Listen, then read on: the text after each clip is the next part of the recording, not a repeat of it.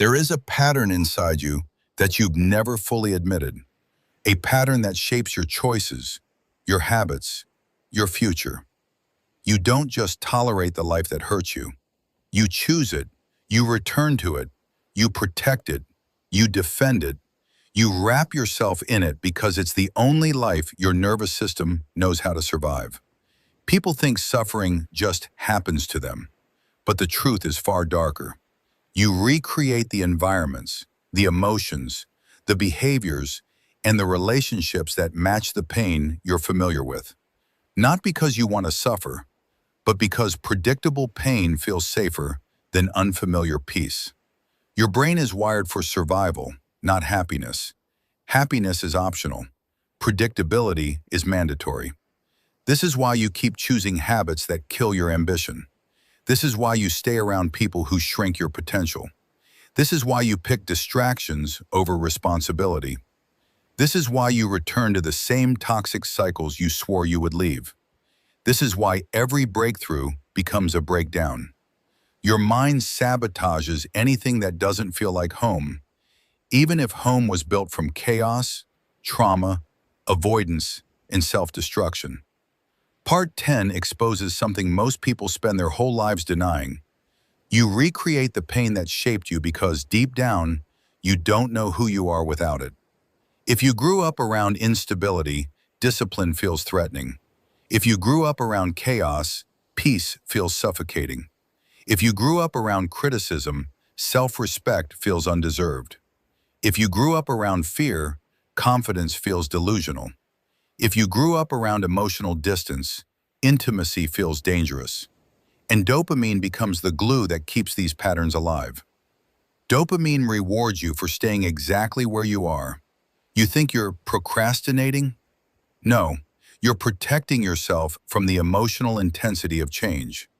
You think you're lazy? No, you're avoiding the identity shift that discipline demands. You think you lack motivation? Motivation has nothing to do with this. Your nervous system believes survival depends on staying the same. And so, you keep choosing the life that hurts you. You choose the distractions that waste your potential. You choose the relationships that mimic your childhood wounds. You choose the goals you never commit to. You choose the comfort that destroys your future. You choose the identity that keeps you small. Part 10 is not here to shame you. It's here to expose the invisible psychological contract you've been living under. I will stay in the life that harms me because I do not trust myself to survive anything different. That belief is the cage. That belief is the villain.